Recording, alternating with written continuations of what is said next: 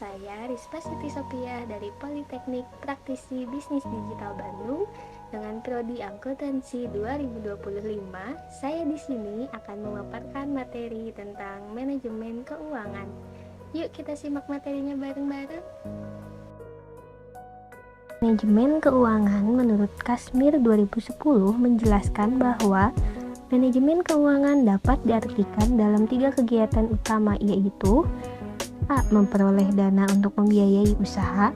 B. Mengelola dana seefisien mungkin untuk mencapai tujuan perusahaan. C. Mengelola aset perusahaan secara efektif dan efisien. Lalu ada fungsi. Manajemen keuangan merupakan kegiatan yang melibatkan pengelolaan dana, termasuk pengelolaan keuangan, akuntansi, manajemen aset tetap, pendapatan, dan proses pembayaran. Fungsi utama manajemen keuangan adalah untuk membantu perusahaan dalam mengelola dana, mengatur transaksi, dan memastikan keadaan keuangan yang baik. Kenapa manajemen keuangan di dalam suatu usaha itu penting? Karena tujuan manajemen keuangan adalah untuk memaksimalkan nilai yang dimiliki perusahaan atau memberikan nilai tambah terhadap aset yang dimiliki.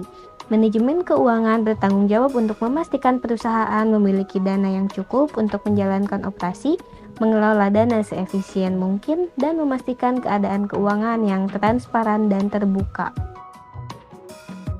Ruang lingkup manajemen keuangan: yang pertama, keputusan pendanaan; yang kedua, keputusan investasi; yang ketiga, pembagian dividen; yang keempat, penyusunan modal kerja. Pertama, keputusan pendanaan.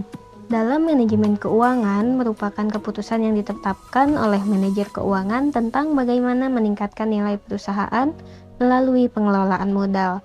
Keputusan pendanaan meliputi pengambilan keputusan tentang sumber modal yang akan digunakan serta pengelolaan modal yang telah dimiliki. Yang kedua, ada keputusan investasi yang mengatur alokasi dana pada berbagai jenis investasi untuk mendapatkan keuntungan jangka pendek dan jangka panjang. Dalam pengambilan keputusan investasi, manajemen keuangan harus mempertimbangkan biaya modal, tingkat risiko, dan estimasi keuntungan. Yang ketiga, ada pembagian dividen. Manajemen keuangan membuat peraturan tentang pembagian dividen perusahaan agar pembagian dividen sama rata dan tidak merugikan investor. Dividen adalah pembagian laba kepada para pemilik saham sesuai dengan jumlah saham yang dimilikinya, yang akan mengurangi laba ditahan perusahaan.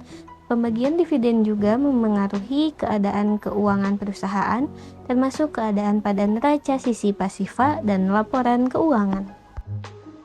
Yang keempat, ada penyusunan modal kerja. Kegiatan yang bertujuan untuk mengelola modal yang digunakan untuk membiayai kebutuhan operasi perusahaan. Modal kerja juga disebut working capital, adalah sumber dana yang digunakan untuk mengelola aktivitas usaha seharian seperti pembelian bahan baku, pembayaran gaji, karyawan, dan pembayaran piutang.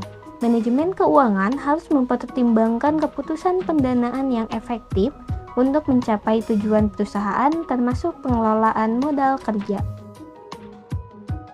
Sekian yang dapat saya sampaikan. Mohon maaf bila ada kesalahan. Saya pamit undur diri. Bye-bye.